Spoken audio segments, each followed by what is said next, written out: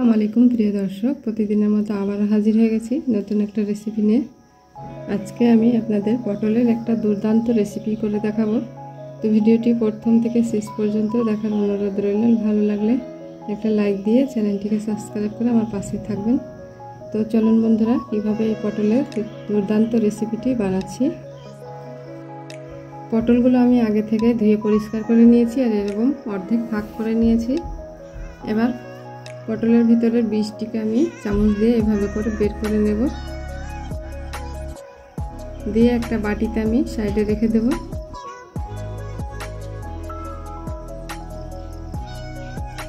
একইভাবে আমি বাকি বীজগুলো বের করে নিচ্ছি, দিয়ে আমি সাইডে রেখে দিচ্ছি। আর এই পটলের রেসিপিটা খেতে দুর্দান্ত হয়েছে। আপনারা বাড়িতে একবার ট্রাই করে না খেয়ে দেখলে বুঝতেই পারবেন না। একদম ইউনিক পদ্ধতিতে আজকে আমি আপনাদেরকে পটল ভাজা করে দেখাবো। তো সবগুলো বীজ আমি ছাড়িয়ে নিয়েছি। এবার এগুলোকে সাইডে রেখে আমি নিয়ে নিচ্ছি এখানে রসুন, আদা আর জিরে নিচ্ছি 1 চামচ, চারমগজ আর নিয়ে নিচ্ছি 1 চামচ পোস্ত। এগুলোকে আমি বেটে নেব। তো তার আগে আমি এখানে ডাল ভিজিয়ে রেখেছি কিছুটা পরিমাণ, ডালটিকেও আমি বেটে নেব আর পটলের বীজগুলোকেও বেটে নেব আমি। তো বন্ধুরা, সবগুলো আমি বেটে নিয়েছি আর বীজ থেকে অনেকটা রস বেরিয়েছে, রসটাকে আমি চিপে ফেলে দিয়েছি। আর সবগুলো মশলা আমি বেটে নিয়েছি। এবার একসঙ্গে করে নেব সবগুলোই। তো একটা বাটিতে আমি মশলা এবং ডালের ইটা নিয়ে নিলাম। দিয়ে দিচ্ছি স্বাদ মতো লবণ, হলুদ গুঁড়ো অল্প একটু, আর অল্প একটু লঙ্কার গুঁড়ো, জিরে গুঁড়ো, গোলমরিচের গুঁড়ো, দিয়ে দিচ্ছি চাট মশলার গুঁড়ো 1/2 চামচা, আর দিয়ে দেবো একটা ডিম ভেঙে। দিয়ে খুব ভালো করে এটাকে ফেটিয়ে নেব। একটা চামচ দিয়ে আমি ভালো করে ফেটিয়ে নিচ্ছি মিশিয়ে। তো আমি 15 থেকে 20 সেকেন্ডের মতো আমি চামচ দিয়ে খুব ভালো করে ফেটিয়ে নিচ্ছি। তাহলে এই মিশ্রণটা ফ্লাফি হবে। এবার আমি এটাকে সাইডে রেখে দিচ্ছি। তারপরে আমি পটলগুলোকে আবারও নিয়ে নিচ্ছি। দিয়ে অল্প একটু লবণ ছিটিয়ে দিচ্ছি, অল্প একটু হলুদ ছিটিয়ে দিচ্ছি। দিয়ে খুব ভালো করে আমি পটলের গায়ে লবণ হলুদটাকে মাখিয়ে নেব। এইভাবে ঝাঁকতে ঝাঁকতে মিশিয়ে নিচ্ছি। খুব ভালো করে হাত দিয়েও মাখিয়ে নিয়েছি পটলের গায়ে লবণ হলুদটা। এবার আমি এগুলোতে আমার সেই মিশ্রণগুলো আমি চামচ দিয়ে এভাবে করে ভরে দেব।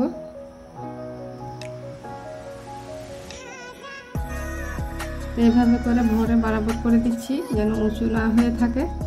তাহলে কিন্তু ভাজার সময় কিন্তু এটা ফুলে বেরিয়ে যাবে। এরকম বরাবর করে দিতে হবে মিশ্রণটা। তো একইভাবে আমি সবগুলোতে দিয়ে দিচ্ছি।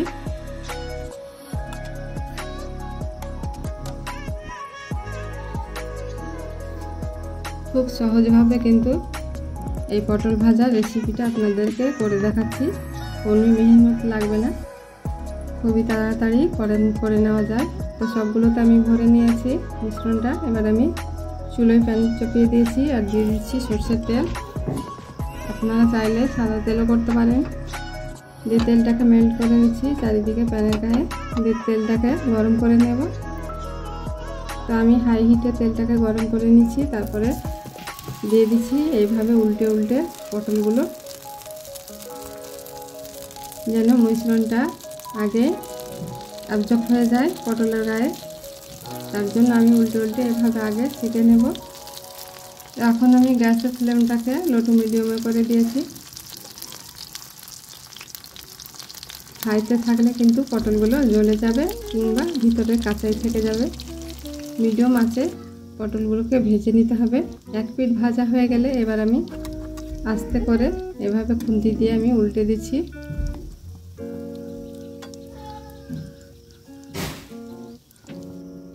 তো একইভাবে আমি সবগুলোকে উল্টে দিয়েছি। উল্টে দিয়ে আবারও 5 থেকে 7 মিনিট আমি ভেজে নিয়েছি। তো লাল লাল করে ভাজা হয়ে গেছে, দেখতে পাচ্ছেন। এবার আমি তুলে নেব। বীজে যেগুলো আছে সেগুলোকে আগে তুলে নিচ্ছি, তারপরে সাইডেরগুলো বীজে করে দিচ্ছি। দিয়ে আরও 2 থেকে 3 সেকেন্ড আমি ভেজে নিচ্ছি। আবারও তুলে নিচ্ছি। তো বাকিগুলো আমি তুলে নিয়েছি।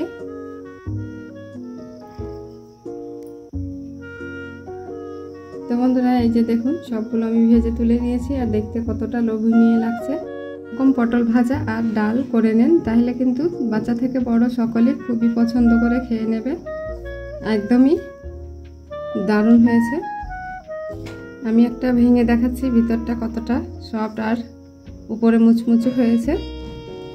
তো এই যে দেখুন বন্ধুরা কি সুন্দর সেদ্ধ হয়ে গেছে, একটুও কিন্তু কাঁচা নেই।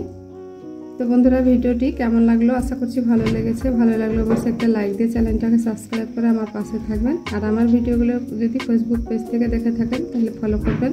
ততক্ষণ সঙ্গে থাকার জন্য অসংখ্য ধন্যবাদ। দেখা হচ্ছে নেক্সট ভিডিও নিয়ে। ততক্ষণ সবাই ভালো থাকবেন, সুস্থ থাকবেন। আল্লাহ হাফিজ।